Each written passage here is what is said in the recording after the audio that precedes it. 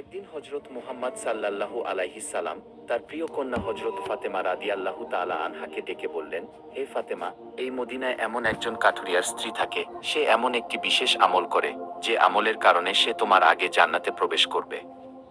পিতার কাছে এমন কথা শুনে হজরত ফাতেমা রাদিয়াল্লাহু তাআলা আনহা বললেন, আব্বাজান, এটা কিভাবে সম্ভব? আমি জান্নাতের সকল মহিলাদের সর্দারিনী। আমি শেরে খোদা হজরত আলী রাদিয়াল্লাহু তাআলা আনহুর স্ত্রী। আমি জান্নাতি যুবকদের সর্দার হাসান হুসাইনের মা। আমি বিশ্ব নবীর মেয়ে। তাহলে কিভাবে অন্য কোন মহিলা আমার পূর্বে জান্নাতে প্রবেশ করবে? পূর্বে জান্নাতে প্রবেশের আকাঙ্ক্ষা সবারই থাকে, কিন্তু আমার মর্যাদার আগে সে কিভাবে জান্নাতে যেতে পারে? আব্বাজান, দয়া করে আপনি আমাকে সেই কাঠুরিয়ার স্ত্রীর ঠিকানা বলে দিন। আমি স্বচক্ষে দেখে আসতে চাই, সে কি এমন আমল করে যা তাকে এত বড় মর্যাদার অধিকারী করেছে, এবং যে কারণে সে আমার পূর্বে জান্নাতে প্রবেশ করবে। রাসূল সাল্লাল্লাহু আলাইহিস সালাম তখন তাকে বললেন, ফাতেমা, আজকে তুমি বাড়ি ফিরে যাও। কিছুদিন পরে আমি তোমাকে ডেকে নেব এবং আমি তোমাকে সেই কাঠুরিয়ার স্ত্রীর ঠিকানা বলে দেব। হুজুরে পাক সাল্লাল্লাহু আলাইহিস সালামের এই কথা শোনার পর হযরত ফাতেমা রাদিয়াল্লাহু তাআলা আনহা বাড়ি ফিরে আসলেন। এরপর বেশ কিছুদিন অতিবাহিত হয়ে গেল। এর মধ্যে হঠাৎ একদিন হযরত ফাতেমা রাদিয়াল্লাহু তাআলা আনহা খুব অসুস্থ হয়ে পড়লেন। একে তো তিনি অসুস্থ, অন্যদিকে একাধারে 3 দিন ধরে তার বাড়িতে কোনো খাবার ছিল না।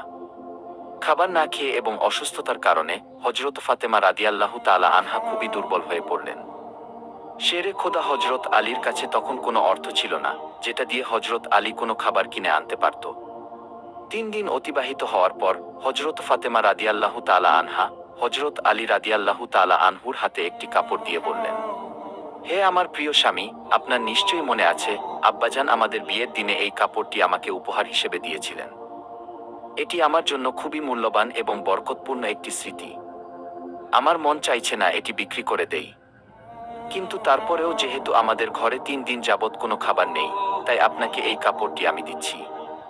আপনি এটিকে বাজারে নিয়ে গিয়ে বিক্রি করুন এবং সেই অর্থ দিয়ে কিছু খাবার কিনে আনুন।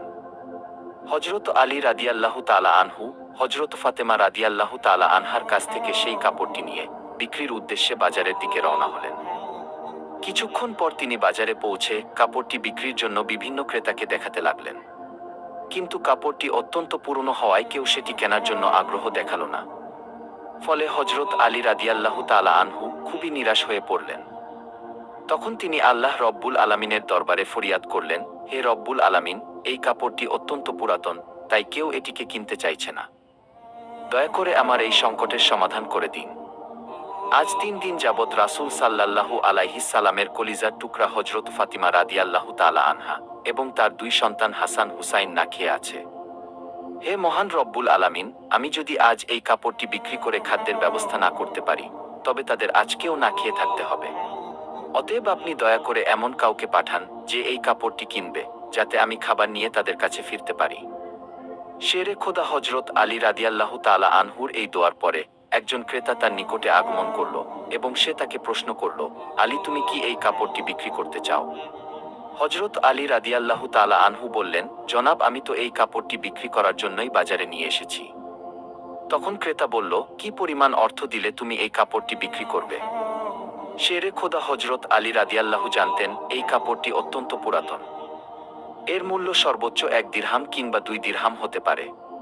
তাই তিনি কোনো দাম না চেয়ে বললেন, জনাব, আপনার যা মর্জি তাই প্রদান করুন, আমি নিজ থেকে এই কাপড়টির কোনো দাম চাচ্ছি না।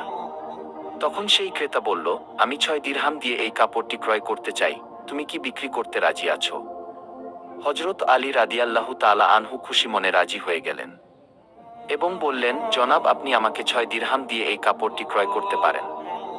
এরপর ক্রেতা হযরত আলী রাদিয়াল্লাহু তাআলা আনহুকে 6 দিরহাম দিলেন এবং হযরত আলী রাদিয়াল্লাহু তাআলা আনহু তাকে সেই কাপড়টি হস্তান্তর করলেন।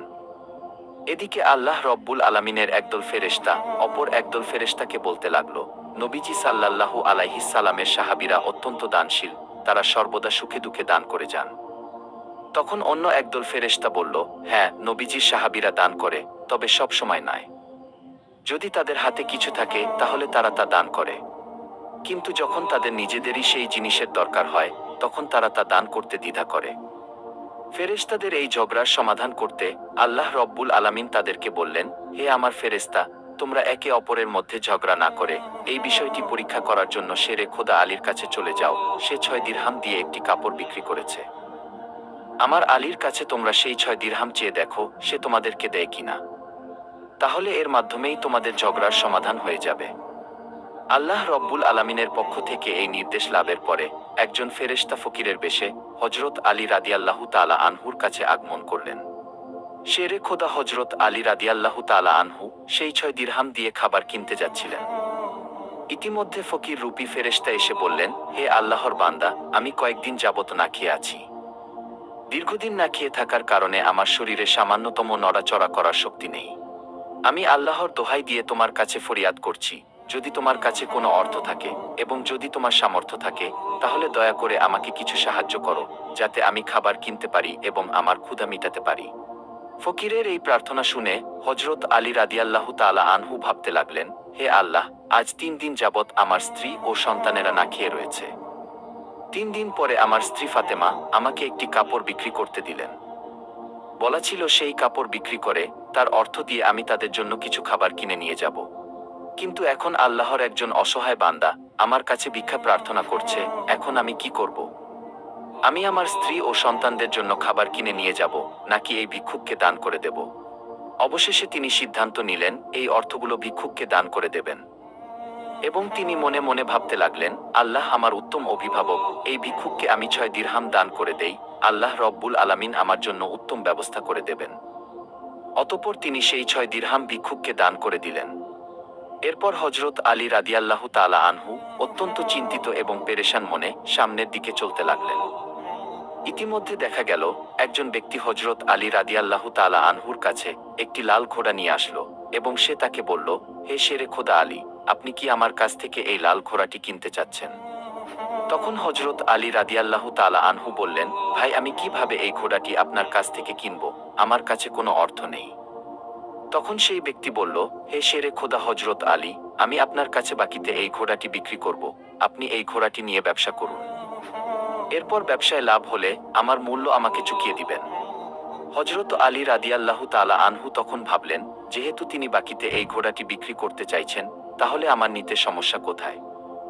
অতঃপর হযরত আলী রাদিয়াল্লাহু তাআলা আনহু বললেন, আপনি কত দিরহামের বিনিময়ে ঘোড়াটি বিক্রি করবেন? তখন সেই ব্যক্তি বলল, আমি 100 দিরহামের বিনিময়ে এই ঘোড়াটি আপনার কাছে বিক্রি করলাম। হযরত আলী রাদিয়াল্লাহু তাআলা আনহু সেই ঘোড়াটি 100 দিরহামের বিনিময়ে তার কাছ থেকে কিনে নিলেন। এরপর তিনি ঘোড়াটি বিক্রি করার জন্য বাজারের দিকে রওনা করলেন।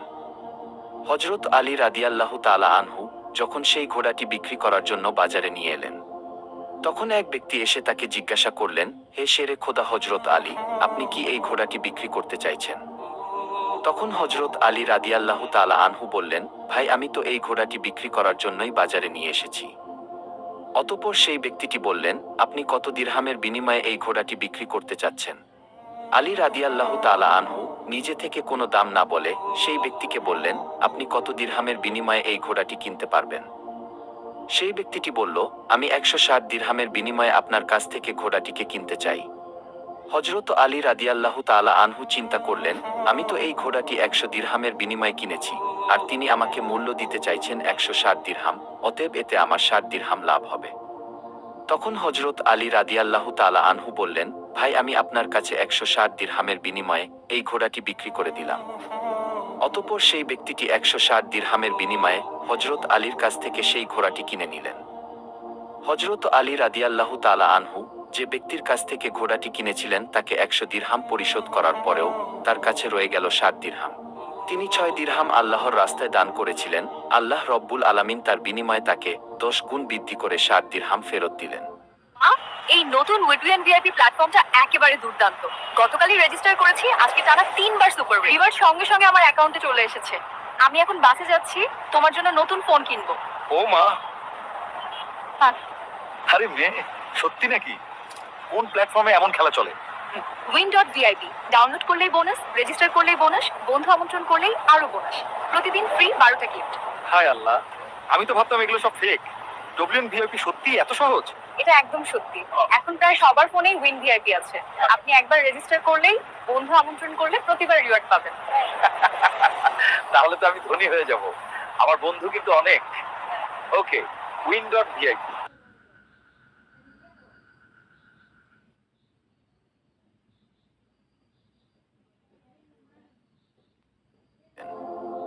অতঃপর সেই 60 দিরহামের বিনিময়ে শেরে খোদা হজরত আলী রাদিয়াল্লাহু তাআলা আনহু বিপুল পরিমাণ খাদ্য কিনে বাড়ির পথে রওনা হলেন। যখন তিনি বিপুল পরিমাণে খাদ্য কিনে বাড়িতে ফিরে আসলেন, তখন হজরত ফাতেমা রাদিয়াল্লাহু তাআলা আনহা তাকে বললেন, হে আলী, আমি তোমাকে যে কাপড় বিক্রি করতে বলেছিলাম সেই কাপড়ের মূল্য দিয়ে তো এত পরিমাণ খাবার কেনা সম্ভব না। তাহলে তুমি এত খাবার কেনার অর্থ কোথায় পেলে? তুমি আগে আমাকে এই কথার উত্তর দাও, তারপরে আমার বাড়িতে প্রবেশ করতে পারবে। হজরত আলী রাদিয়াল্লাহু তাআলা আনহু বললেন, ফাতেমা, আগে আমি বাড়িতে প্রবেশ করি, তারপরে না হয় আমি তোমাকে প্রকৃত ঘটনা খুলে বলবো।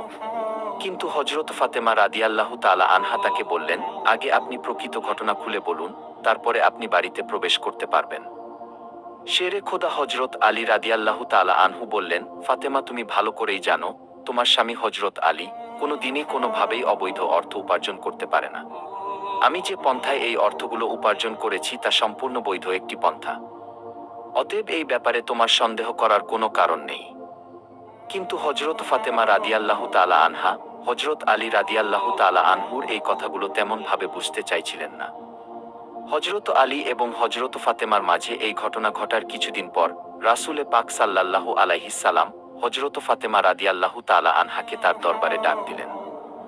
অতঃপর তিনি তাকে বললেন, হে ফাতেমা, তোমার কি মনে আছে আমি কিছুদিন পূর্বে তোমাকে বলেছিলাম একজন কাঠুরিয়ার স্ত্রী তোমার পূর্বে জান্নাতে প্রবেশ করবে? তখন ফাতেমা রাদিয়াল্লাহু তাআলা আনহা বললেন, আব্বাজান, অবশ্যই আমার মনে আছে এবং আমি সেই কাঠুরিয়ার স্ত্রীর সঙ্গে সাক্ষাৎ করার জন্য অধীর আগ্রহে ব্যাকুল হয়ে আছি। দয়া করে আপনি আমাকে তার ঠিকানা বলুন, আমি দেখে আসতে চাই কোন আমলের কারণে কাঠুরিয়ার স্ত্রী আমার পূর্বে জান্নাতে প্রবেশ করবে। তখন হজরত মুহাম্মদ সাল্লাল্লাহু আলাইহিস সালাম তাকে বললেন, হে ফাতেমা, কোনো এক নির্জন জঙ্গলের মাঝে সেই কাঠুরিয়া ও তার স্ত্রী বসবাস করে, তুমি যাও তার সঙ্গে সাক্ষাৎ করে এসো। রাসূল সাল্লাল্লাহু আলাইহিস সালামের কাছ থেকে কাঠুরিয়ার স্ত্রীর ঠিকানা পেয়ে হজরত ফাতেমা রাদিয়াল্লাহু তাআলা আনহা তার সাথে সাক্ষাৎ করার জন্য রওনা হলেন। হজরত ফাতেমা রাদিয়াল্লাহু তাআলা আনহা যখন কাঠুরিয়ার বাড়িতে এসে পৌঁছালেন, তখন তিনি সালাম দিয়ে বললেন, বাড়িতে কেউ আছেন?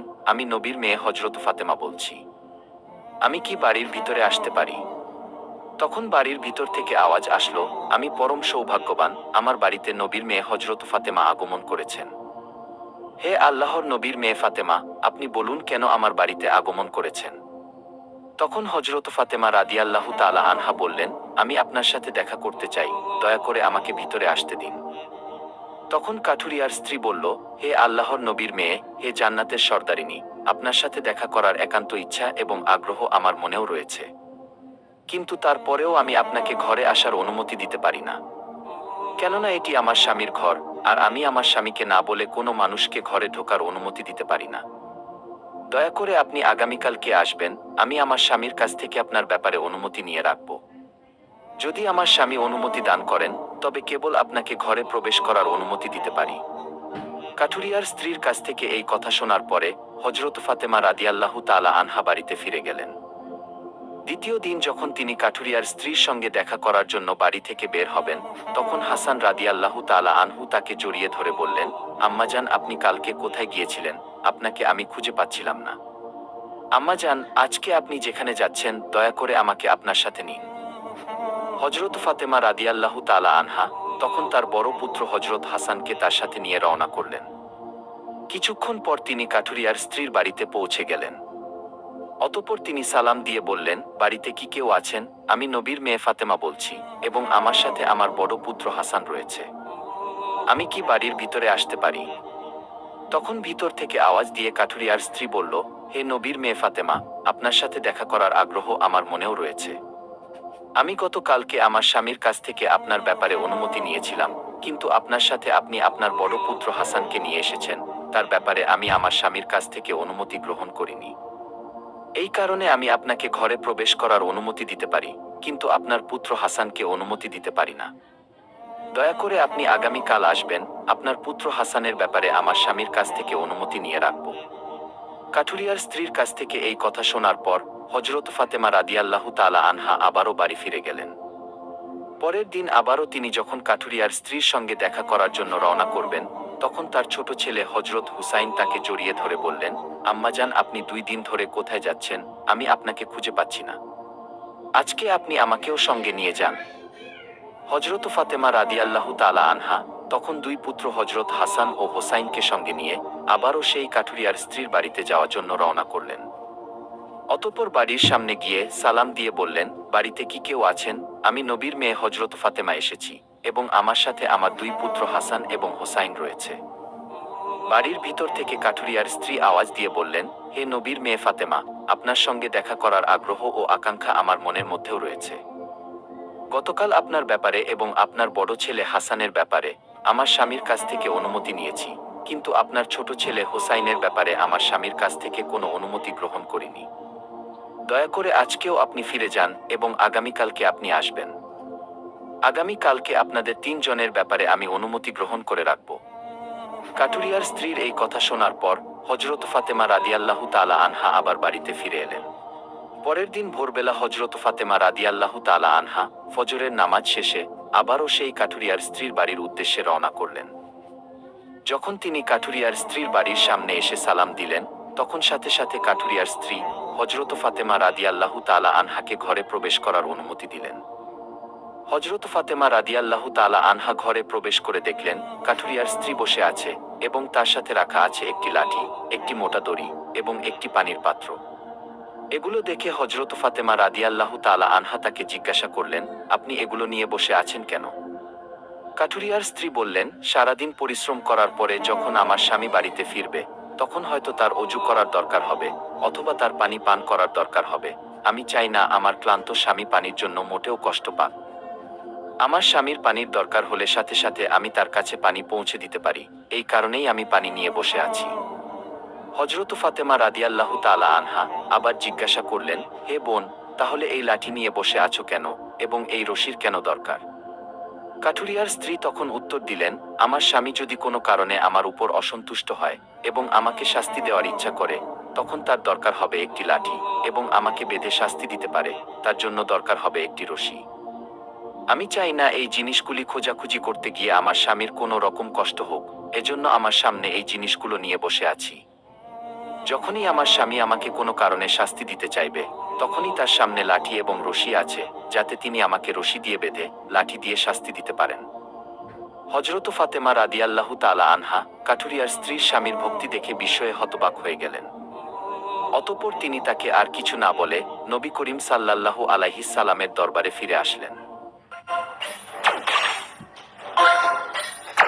তুমি কি সেই কাঠুরিয়ার স্ত্রীর সাথে দেখা করে এসেছো? ফাতেমা রাদিয়াল্লাহু তাআলা আনহা বললেন, আব্বাজান, হ্যাঁ, আমি তার সাথে দেখা করে এসেছি। নবী করিম সাল্লাল্লাহু আলাইহি সাল্লাম বললেন, ফাতেমা, তুমি কি দেখেছো? হযরত ফাতেমা রাদিয়াল্লাহু তাআলা আনহা তখন বললেন, আব্বাজান, আমি দেখেছি সেই মেয়েটি অত্যন্ত স্বামীভক্ত। তখন মুহাম্মদ সাল্লাল্লাহু আলাইহি সাল্লাম বললেন, ফাতেমা, তার কাছ থেকে তোমার শেখার অনেক কিছু রয়েছে। হযরত ফাতেমা রাদিয়াল্লাহু তাআলা আনহা তখন বললেন, আব্বাজান, আমি তার কাছ থেকে কি কি শিক্ষা গ্রহণ করতে পারি এবং সে কিভাবে আমার পূর্বে জান্নাতে প্রবেশ করবে, এই ব্যাপারটি আমাকে বুঝিয়ে বলুন। রাসূল সাল্লাল্লাহু আলাইহি সাল্লাম তখন বললেন, হে ফাতেমা, শোনো, তুমি কিছুদিন আগে তোমার স্বামী আলীকে একটি পুরাতন কাপড় বিক্রি করার জন্য দিয়েছিলে। হযরত আলী সেই কাপড় বিক্রি করে তার অর্থ দিয়ে তোমাদের জন্য অনেক খাবার কিনে এনেছিল। কিন্তু তুমি তাকে সন্দেহ করেছিলে যে হযরত আলী সেগুলি বৈধ উপায়ে উপার্জন করেছে কিনা, আর এই জন্য তুমি তোমার স্বামীকে ঘরে প্রবেশ করতে দিতে চাইছিলে না এবং বিভিন্ন প্রশ্ন করার মাধ্যমে তাকে কষ্ট দিয়েছিলে। অথচ তুমি জানতে তোমার স্বামী হযরত আলী কোনো দিনই কোনো অবৈধ পথে উপার্জন করে না। হে ফাতেমা, তুমি যখন আলীকে সেই কাপড়টি বিক্রি করার জন্য দিয়েছিলে, হযরত আলী কাপড়টি বিক্রি করার জন্য কোনো ক্রেতা খুঁজে পাচ্ছিল না। তখন আল্লাহ রব্বুল আলামিন তার ফেরেশতা মিকাইলকে সেই কাপড়টি কেনার জন্য পাঠিয়েছিলেন। আল্লাহর ফেরেশতা মিকাইল সেই কাপড়টি আলীর কাছ থেকে 6 দিরহামের বিনিময়ে কিনেছিলেন। অতঃপর সে চিন্তিত অবস্থায় বাড়িতে ফিরে আসছিল, এমন সময় ফেরেশতা জিবরাইল তার কাছে একটি লাল ঘোড়া নিয়ে আসে এবং হযরত আলীর কাছে 100 দিরহামের বিনিময়ে বাকিতে বিক্রি করে। হযরত আলী যখন সেই ঘোড়াটি নিয়ে বাজারে যায়, তখন ইসরাফিল ফেরেশতা হযরত আলীর কাছ থেকে সেই ঘোড়াটি 160 দিরহামের বিনিময়ে ক্রয় করে। আল্লাহ রব্বুল আলামিন 6 দিরহাম দানের বিনিময়ে হযরত আলীকে 10 গুণ বৃদ্ধি করে 60 দিরহাম ফিরিয়ে দেয়। এবং সেই অর্থ দিয়েই হজরত আলী তোমাদের জন্য বিপুল পরিমাণ খাবার কিনে এনেছিল। ফাতেমা শুনে রাখো, হজরত আলী যে কাপড়টি বিক্রি করেছিল, আল্লাহ রব্বুল আলামিন সেই কাপড়টি জান্নাতে সংরক্ষণ করে রেখেছে। এবং যে ঘোড়াটি দিয়ে হজরত আলী ব্যবসা করেছিল, সেই ঘোড়াটিও আল্লাহ রব্বুল আলামিন জান্নাতে সংরক্ষণ করে রেখেছেন। কাল কিয়ামতের দিন তুমি যখন জান্নাতে প্রবেশ করবে, তখন তুমি সেই ঘোড়ার উপরে